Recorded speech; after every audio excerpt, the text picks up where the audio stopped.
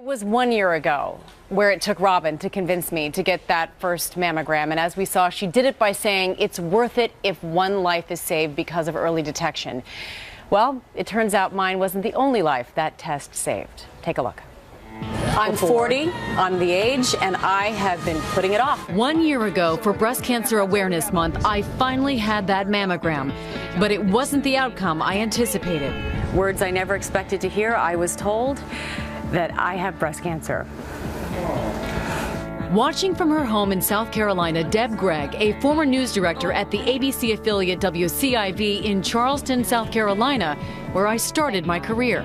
Our top story, Charleston County schools have a new budget for next year. I was actually putting my makeup on to get ready for work, and I heard your voice, and I ran around to watch the story, and I was shocked.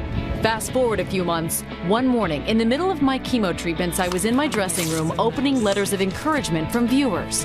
Like a thank you card. I opened one card, a thank you card from Deb. I had been driving around with my mammogram prescription in my car for a year when I heard you tell your story on GMA. I booked my mammogram that morning, had the mammogram 2 days later. A biopsy the next day, and learned I had cancer the next day. I want to thank you for saving my life. Wow. Can you, I get chills with that. That card meant the world to me. And I was over a year late on my mammogram. I had lost my prescription. Why hadn't you gotten your mammogram? I did self-exams. I was very aware of breast cancer, and I felt healthy, and I was really busy, like every woman in this country.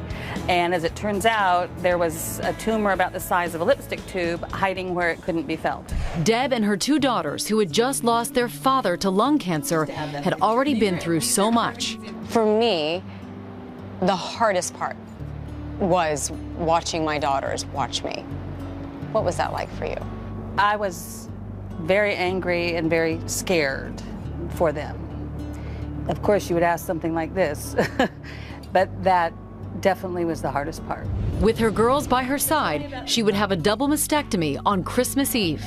I had been feeling sorry for myself beforehand, and one of the nurses had said, why don't you look at things a little bit differently, and instead say, I'm having my surgery on Christmas Eve, and I'm going to wake up Christmas Day cancer-free. 9 months later, Deb looks vibrant and healthy. Right now, it's like I feel like a fighter. A warrior. A warrior. We have our battle wounds, don't we? That's right. Lots of them. Yeah. These are yours, Cole.